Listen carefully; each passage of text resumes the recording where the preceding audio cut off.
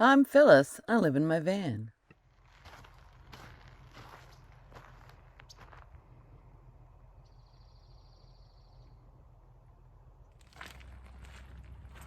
Hello, my tribe. This is your friend Phyllis. Thanks for being here.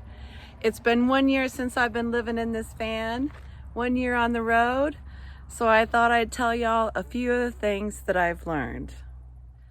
A lot of things I've learned were about what I thought things that were going to be hard that are not hard, and things that I hadn't even occurred to me have become issues.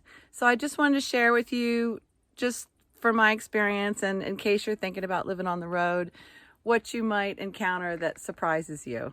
Here's my first on the list. One thing that may be surprising.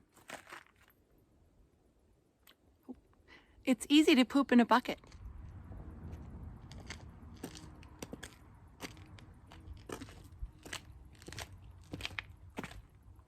You can live in a van and still be girly. I brought along a couple of cute outfits with me and a couple pair of heels. Every once in a while I like to go out and not dress like a schlub like I usually do. And you can too. Find your spot where you're going to camp before sundown. Don't wait until a half an hour before the sun's supposed to go down to find your spot. Especially if it's a spot you haven't been in before. It might not be exactly what you expect. The road might be too bad for you to drive on, so it's best to get there early. Plus, even if you find the spot that you wanted, when it's dark, you can't see necessarily the other people around you. And I always scope out to see, especially in dispersed camping, who I'm camping near to see if it feels safe.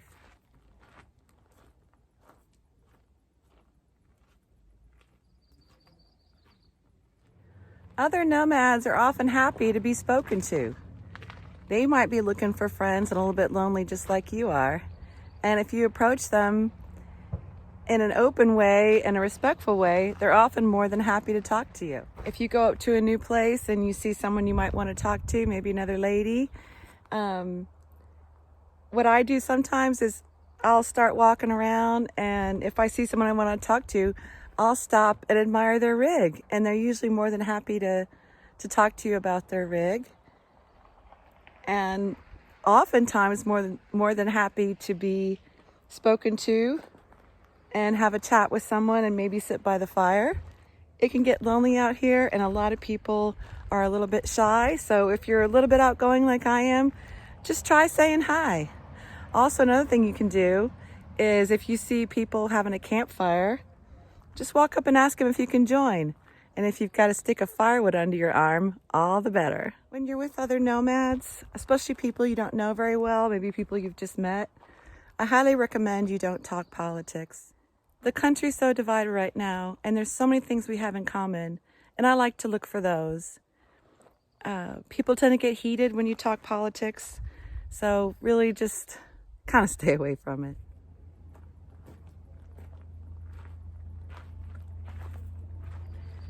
It's safe. It's relatively safe. I think it's as safe as living any other way. That's the question I get asked most is, do you feel safe living in a van? And I do. As long as you're careful, I really don't think it's any more dangerous than living in a house. And my house has an ignition key, and I can drive away. I've only felt sort of threatened maybe twice, and both times I just left. One time I got out of bed at about 2 a.m. and put in my bathrobe and just drove away. I left my chair and my rug, but I was safe. I just left.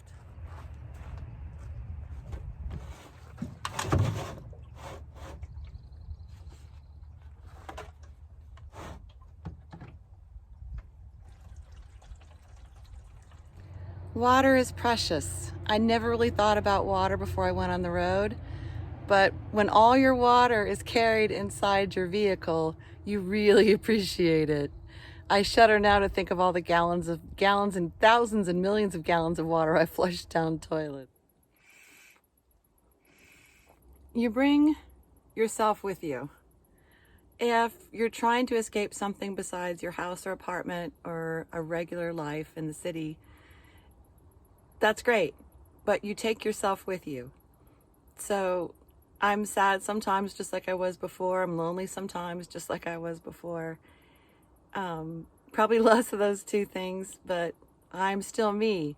So if you're trying to escape something about yourself, that's just not going to work. It does get lonely sometimes, I won't lie, but I was lonely before. I'm hoping to find my tribe here, just like y'all are my tribe on YouTube.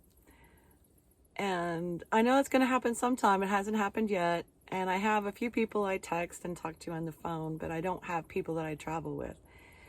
But I won't lie, it does get lonely sometimes. I've also learned that I can live in a small space like this van. I wasn't sure how I would adapt. It's not a big van. It's a ProMaster 2500 short wheelbase. And it's perfect for me. I don't think two people want to live in here, but I have learned that I can, in fact, live in a very small space. Living in a van is humbling in a way. Other people see you as homeless, and it's given me a better perspective on how we're really all the same in some way.